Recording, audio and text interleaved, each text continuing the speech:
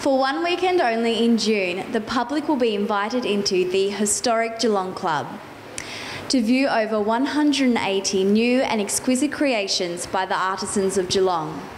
From embroidery and quilting to woodcraft and painting, there is something here for everybody. Entry to the showcase is only $10, so make sure you keep the 13th and 14th of June free for this unique opportunity. Today I have the pleasure of talking to Lynn Hughes and Mary Connolly, who are both heavily involved with the Artisans of Geelong. Thank you so much for having me here today. Can you tell me a bit about your role within this organisation? I'm the president of the Artisans of Geelong and Mary is the vice president. And we've been operating together for a number of years now. We have, yes. Exploring things that we can do together. Wonderful. And can you tell me a bit about this showcase and the pieces that will be on show for the public to see? They were created after we were invited to exhibit the Johnston Collection for Christmas of 2014-15. And as part of that, we create pieces that relate to the house and also part of Christmas. And what you see, or will see, are those pieces created by over 55 creators. Of our artisans, yes. Yes, and through 10 rooms of the house. 11. 11. Wow, that must be a lot of work. How long did it take to get the collection all together? 2 years. 2 years, wow. 2 years. We started it, February 2013. 2013. And 12, I beg your pardon. That's 2012. Right, 2012. And finished it, it all had to be finished by the end of November 2014. It all had to be delivered up to Melbourne then. Yeah. And what sort of artworks are involved? What sort of mediums are you using?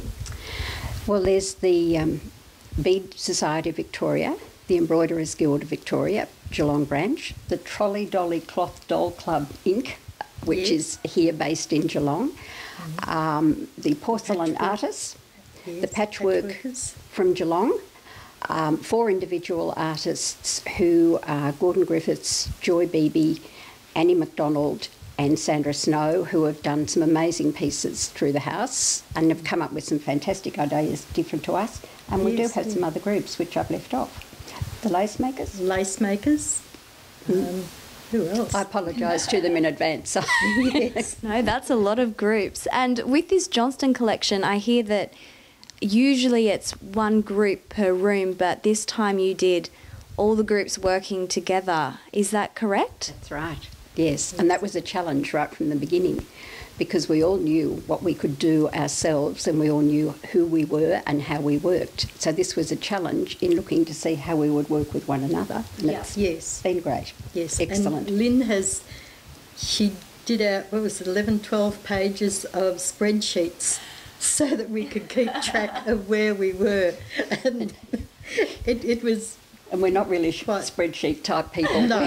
More creative than a spreadsheet. But it was very good, Lynn, creating that. That way everyone knew where they were in each room and what had to be made, what was being made, when it was finished, and just so that we could have it all ready and all delivered up to Melbourne by the end of October. That is a lot of work. Part of that, it's where the inspiration has come from. And it's different working together. If you're using embroidery and you're using threads and fabrics, we tend to know what the colour ranges are. But once somebody else from another group says it'll be aqua, we had to then work out how we were going to use colour schemes, all that sort of thing. And we did end up using threads samples so that we would all know what we meant by red or what we meant by green. And it's worked really, really well. Oh, that's wonderful. So what can the public expect to see at the showcase? Will there be demonstrations and people talking about the pieces? There will be. There'll be demonstrations. We'll have white glove ladies to... you can ask questions of the white glove ladies and if they can't tell you, they'll find out what the information is. We'll have ladies doing demonstrations throughout the day and in between all the pieces. And we're also having workshops. Oh, wonderful. 4 workshops. One will be ants and spiders. Which are that is beading? Beaded ones, tiny little beaded ones, so you don't need to be scared of them. We'll have flying angels, which are about that big, and we'll be having a lion's head, which will be needle sculpted so that you know how to make a face look like a face. And this in particular, this could be a lion's face, and put his mane on, and yes, it should be good. Wonderful. These are all pieces from the Johnston Collection. Okay. Being recreated. Yes, on the and day. the last one, the patchworkers were going to do something, but they've changed their mind, so we don't know exactly what as yet. But there will be another piece. There will be another piece there done by the patchworkers. Great. And do people need to register in advance for the workshop? They do, yes, and that will be on our website. What's our website? Artisans of Geelong. .org.au. Yes, it's there. Wonderful. Thank you so much for having us here today. Are there any pieces you would like to show us quickly and describe before? Would you like to describe a dragon, Mary? Yes, this dragon is incredible. It is incredible. The dragon was made because there was, in the Johnston house, there is a large large Chinese urn with dragons round it. So one of our ladies said, oh, I'd like to make a big dragon.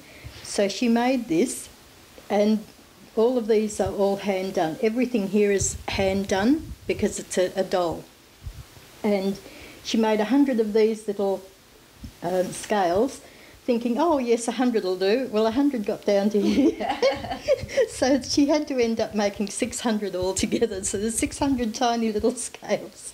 Wow. And how long did it take her in total to make that dragon, do you know? I think about 3 or 4 months. Wow. It took a while to make because there's a huge amount of work in it, and there's wire all through here, wire all through there. It's fully wired everywhere, even the hands are all fully wired, and then she's painted a lot. So there's a huge amount of work in it. From the Geelong Club, this is Tara Vag for News Geelong.